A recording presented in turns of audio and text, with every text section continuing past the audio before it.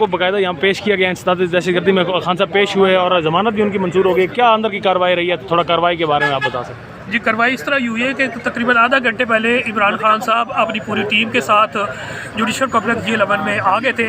इससे कबल जो है इंसाफ लॉयर फोरम पूरे पाकिस्तान से, स्पेशली इस्लामाबाद से लातादाद लॉयर्स पहले से सुबह से इकट्ठे होने शुरू हो गए थे। लेकिन ये वेरी अनफॉर्चुनेट है कि जब इंसाफ लॉयर फोरम के लॉयर्स जुडिशल कॉम्प्लेक्स की तरफ बढ़े तो 1 किलोमीटर का जो एरिया है, कम अज़ कम जो मेरा अंदाज़ा है, उन्होंने कॉर्डन ऑफ किया हुआ था पुलिस ने और दूसरी एजेंसीज़ ने। हमने रिक्वेस्ट की कि जनाब हम तो एक लॉयर्स हैं, हम डेली यहाँ पेश होते हैं, और सेकंड ये कि हम कौंसल है।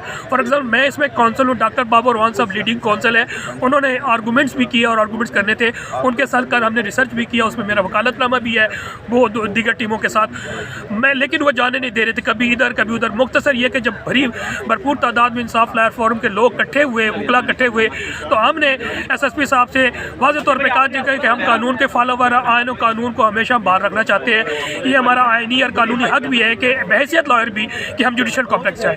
और सेकंड ये कि इस केस में तो हम कौंसल है, हमने जाना है, उसमें हमने आर्गूमेंट्स करने हैं, हमारे सीनियर कौंसल ने।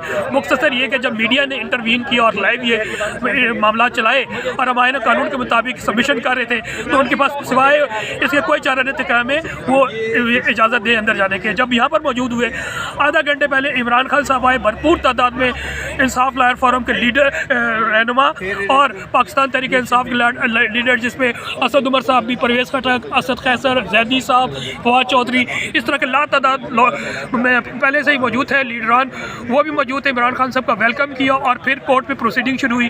कोर्ट में जो इंसदाद दहशतगर्दी अदालत के मोहतरम जज राजा जवाद हसन साहब थे, उन्होंने इसको एंटरटेन और हियरिंग दी, और इसमें डॉक्टर बाबर वान साहब ने arguments at length pre admission notice किए, जिसमें उन्होंने जो स्टांस लिया उसमें सबको मालूम है कि इस वक्त जो फाशिस्ट हुकूमत है जो कि रजीम चेंज के बुनियाद पे आई है, उसमें उन्होंने सारी चीज़ें बैकग्राउंड बताई है कि ये परसिक्यूशन है, बड़ी वर्स्ट काइंड ऑफ परसिक्यूशन चल रही है अगेंस्ट पाकिस्तान तहरीक इंसाफ और इनके लीडर्स की।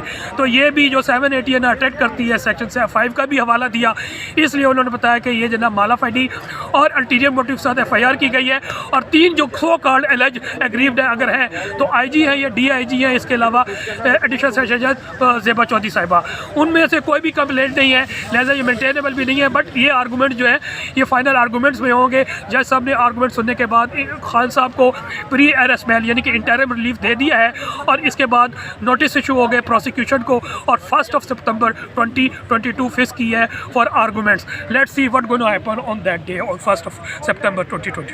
This is the nutshell of the proceeding which has taken place right here in anti terrorist court. Thank you sir.